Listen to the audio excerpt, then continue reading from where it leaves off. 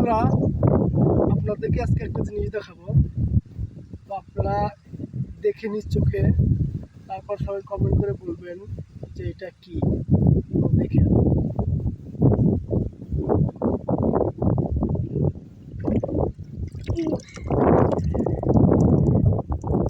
দুইটা উঠছে।